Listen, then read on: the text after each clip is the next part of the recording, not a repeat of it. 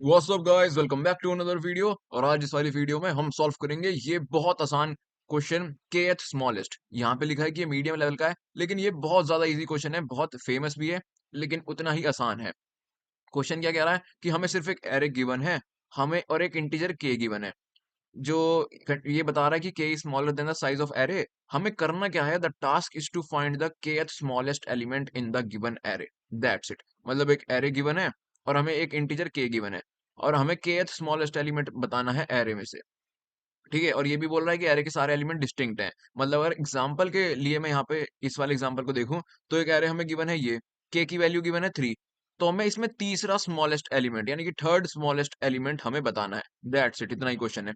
तो इस एरे में अगर मैं देखूं, तो सबसे छोटा एलिमेंट है 3, तो वो पहला छोटा एलिमेंट है। उससे बड़ा 4 है, तो वो दूसरा छोटा एलिमेंट है। और उससे बड़ा 7 है, तो 7 है तीसरा सबसे छोटा एलिमेंट। और इसलिए हमारा आउटपुट आ गया 7, क्योंकि k की वैल्यू थी 3। Third smallest element in the given array is 7। That's it, इतना ही आसान क्वेश्चन है। अगर दूसरा एग्जांपल देखूं मैं, तो ये एरे है और k की वैल्यू 4 है, यानी कि चौथा छोटेस्ट एलिमेंट हमें बताना है। तो पहला छोटा सबसे छोटा एलिमेंट क्या है, 4। उससे बड़ा 7 है, तो ये दूसरा हो गया। उससे बड़ा 10 है, तो ये तीसरा हो गया। और 10 से बड़ा 15 है, तो ये हो गया अपना चौथा स्मॉलेस्ट एलिमेंट। तो आउटपुट में आ गया 15। Fourth smallest element in the given array is 15। सो यार, इतना ही आसान क्वेश्चन है और इंपॉर्टेंट भी है। कंपनी इस टैग में Amazon, माइक्रोसॉफ्ट, स्नैपडील, गूगल और बाकी कंपनीज में आया हुआ है। लेकिन इतना ही ये आसान क्वेश्चन है, एक एरे में से kth स्मॉलेस्ट एलिमेंट हमें निकालना है। तो इसके लिए बहुत ज्यादा फेमस अप्रोच है, बहुत बेसिक ब्रूट फोर्स, कि हम क्या करें, जो भी हमें वेक्टर गिवन है या एरे गिवन है, उसको सॉर्ट कर लें, तो सारे एलिमेंट असेंडिंग ऑर्डर में आ जाएंगे। फिर चाहे kth स्मॉलेस्ट एलिमेंट निकालना है, तो बस उसका इंडेक्स रिटर्न कर दो। तो अगर मैं यहाँ पे लिखूं सॉर्ट, एरे का नाम क्या है, ARR dot begin, comma ARR dot and. तो ये अब मेरा पूरा एरे सॉर्ट हो गया है, ARR डॉट एंड। ठीक है, यानी कि सारे एलिमेंट हो गए हैं असेंडिंग ऑर्डर में, और हमें चाहिए k स्मॉलेस्ट एलिमेंट, तो रिटर्न कर दो उसका index. Return ARR of k, actually k-1, क्योंकि जीरो बेस्ड इंडेक्सिंग होती है। और दैट्स इट, सिर्फ ये दो लाइन लिखते ही हमारा पूरा क्वेश्चन सॉल्व।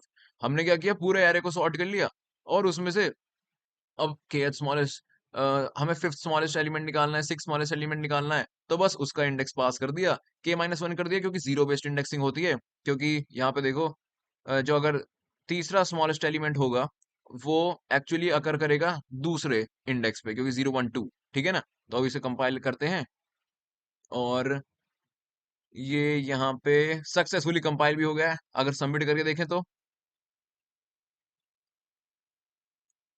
एक के बाद एक सारे के सारे टेस्ट केस पास हो चुके हैं, और ये इजीली सबमिट भी हो गया है। ओके, तो यहाँ पे हमारी करंट स्ट्रीक हो गई है 170 डेज की।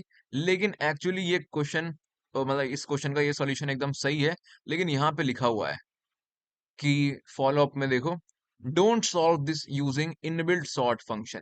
मतलब ये अप्रोच एकदम सही है, लेकिन क्वेश्चन बोल रहा है कि इससे सॉल्व मत करो, कोई और अप्रोच लगाओ, इनबिल्ट सॉल्व फंक्शन से सॉल्व मत करो। तो ठीक है यार, हम कोई और अप्रोच लगा देते हैं। तो आओ वो वाली अप्रोच जो कि इस बहुत इजी है, उसको समझने के लिए चलते हैं ब्लैक बोर्ड पे। तो यहाँ मैं आ चुका हूँ ब्लैक बोर्ड पे, और ये मैंने वही एग्जांपल ले लिया है। और हमें पिछले वाले सॉल्यूशन में क्या दिक्कत आ रही थी, कोई दिक्कत नहीं आ रही थी। हमने एरे को सॉर्ट कर दिया और अपना काम एकदम हो गया। यानी कि हमें ये पता है कि अगर किसी तरह से हम एरे के एलिमेंट्स को सॉर्ट कर दें, तो हमारा काम एकदम ईजी हो जाएगा ना। लेकिन क्वेश्चन ने बोला है कि इनबिल्ट सॉर्ट फंक्शन यूज मत करो, उसके अलावा कोई तरीका लगाओ। तो यार, C++ में एक डेटा स्ट्रक्चर होता है मैप, जिसकी प्रॉपर्टी होती है कि वो सभी एलिमेंट को सॉर्टेड ऑर्डर में स्टोर करता है। ओके, और अगर मैं एक मैप बना लूं और सारे एलिमेंट्स उसमें ट्रैवर्स करके उसमें स्टोर करा दूं, तो वो स्टोर होंगे सॉर्टेड ऑर्डर में। तो अगर मैं यहाँ पे बात करूं, तो सबसे पहले स्टोर होएगा 3, फिर 4, फिर 7, फिर 10, और फिर 15 और 20। 15 और 20। मैप डेटा स्ट्रक्चर की प्रॉपर्टी का फायदा उठा के हमने सारे एलिमेंट्स सारे एलिमेंट्स और उनकी फ्रीक्वेंसी उसमें स्टोर कर दी। तो एक्चुअली हमें यहाँ क्वेश्चन में गिवन था एक चीज, अगर आपने नोटिस करी हो, कि सारे एलिमेंट डिस्टिंक्ट हैं, यानी कि सबकी फ्रीक्वेंसी 1 होगी। तो उससे हमारा कोई लेना देना नहीं है, लेकिन फिर भी सब एलिमेंट और उसकी फ्रीक्वेंसी हमने स्टोर कर दी, और हमें अपने एलिमेंट्स मिल गए एक सॉर्टेड ऑर्डर में। तो बस हमारे एलिमेंट सॉर्टेड ऑर्डर में आ गए। अब क्या दिक्कत है? अब अपना kth एलिमेंट फाइंड कर लेंगे। अगर हम इस केस में क्या थी, k की वैल्यू 3 थी, तो एक लूप चलाएंगे मैप में और हर आइट्रेशन के साथ k की वैल्यू माइनस करते रहेंगे। जैसे ही k की वैल्यू 0 हुई, हमारा आंसर आ गया। कैसे? हमने आइट्रेशन स्टार्ट करी यहाँ से, k की वैल्यू थी 3, हमने -1 कर दिया उसमें से, तो k की वैल्यू क्या हो गई? 2। फिर हम पहुंचे यहाँ पे, हमने -1 कर दिया k की वैल्यू में से, क्या हुई? k की वैल्यू होगी 1। फिर हम यहाँ पे आए, हमने -1 कर दिया k की वैल्यू में से, तो 1 - 1, ओके, यहाँ पे k की वैल्यू 0 हो गई और अपना आंसर आ गया 7। और वही तो इसका आंसर था, थर्ड स्मॉलेस्ट एलिमेंट 7। एकदम बच्चों वाली ब्रूट फोर्स अप्रोच से हमने यहाँ पे इस क्वेश्चन को सॉल्व कर दिया है कि भाई हमें ना एरे के सारे एलिमेंट सॉर्टेड ऑर्डर में चाहिए थे, लेकिन सॉर्ट फंक्शन का यूज नहीं करना। तो एक मैप हमने डेटा स्ट्रक्चर बना लिया, उसकी इनबिल्ट प्रॉपर्टी होती है कि वो अपने आप ही सारे एलिमेंट्स को सॉर्टेड ऑर्डर में on the basis of their frequency store करता है। अब हमें पता है कि सभी की फ्रीक्वेंसी बनी है, तो हमारे एलिमेंट सारे के सारे सॉर्टेड ऑर्डर में आ गए। अब एक बार हमारे एलिमेंट सॉर्टेड ऑर्डर में आ गए, तो फिर तो हमें पता ही है kth एलिमेंट निकालना है ना, तो हर आइट्रेशन के साथ k की वैल्यू में से -1 करते रहो, जैसे ही k की वैल्यू 0 हुई, वही हमारा आंसर है। तो आओ इन्हीं दो लाइनों को अब लिख देते हैं कोड एडिटर में। यहाँ पे मैं आ चुका हूँ कोड एडिटर में, और ये हमारा पुराना वाला कोड था जो हमने सॉर्ट फंक्शन से किया था, इसको अब हटाते हैं और यहाँ पे अब अपना मैप वाला लिख देते हैं। एक मैप बना लेते हैं, इंट एलिमेंट्स और इंट उनकी फ्रीक्वेंसी, जो हर केस में 1 ही होएगी।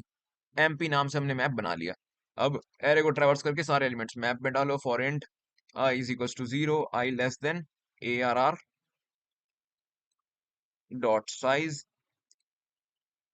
आई प्लस प्लस, और सारे एलिमेंट्स को मैप में डाल दो।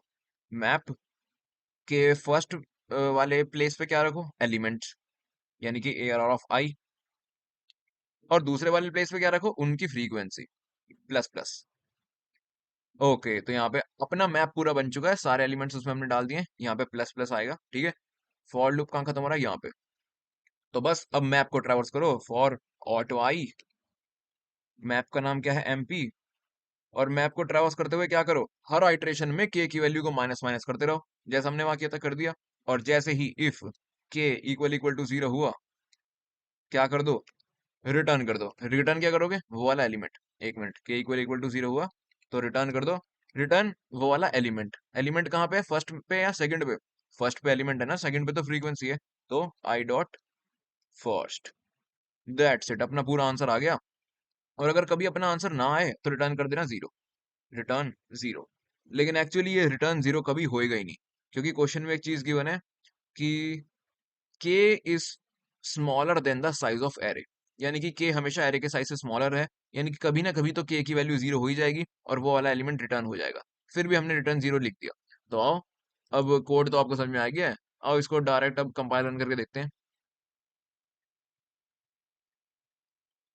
और यहाँ पे कोड सक्सेसफुली कंपाइल हो गया है, आओ इसे सबमिट करें।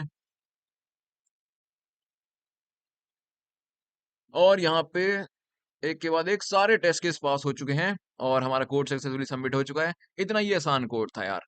तो मैं मिलूंगा आपसे अगली वीडियो में, तब तक के लिए बाय।